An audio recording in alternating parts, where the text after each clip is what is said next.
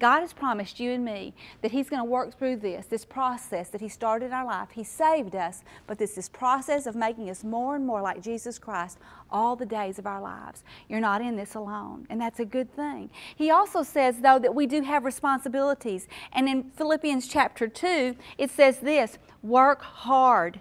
Philippians 2:13 and 14, work hard to show the results of your salvation, okay? This is going to be work for us, okay? We're going to have to look at this and to say, Lord, I'm going to cooperate with this process that you've started. You're going to work it out in my life, but God, I'm going to cooperate. I'm going to work hard to show the results of your salvation, obeying God with deep reverence and fear. Do you remember that woman we met in week 1 of your homework, that immoral woman? Is she trustworthy? No, she's not. She can't be trusted. This woman in Proverbs chapter 31 is a woman whose husband trusts her, whose friends can trust her. And this is a woman that you want to become. So I'm going to ask you a question. Are you the kind of girl that other people can trust? Okay? Are you trustworthy? All right?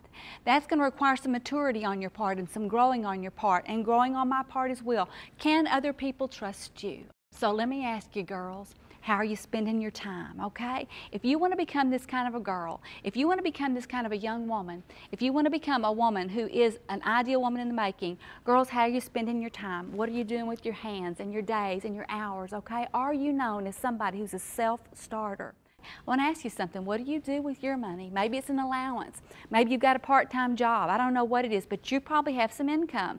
Maybe you don't think it's enough, but I want to ask you, how are you handling the little bit that you've got right now? Because girls, right now you need to learn how to be a good investor, and you need to learn how to be a good steward of your money, a good overseer of your money. Do you just spend, spend, spend?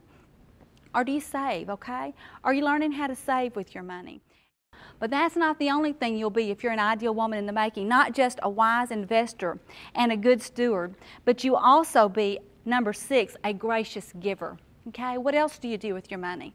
Well, girls, you're to give, to be generous, and you're to give to those in need. And we see in this woman in the Proverbs chapter 31, she extends a helping hand to the poor, and she opens her hands to the needy, okay?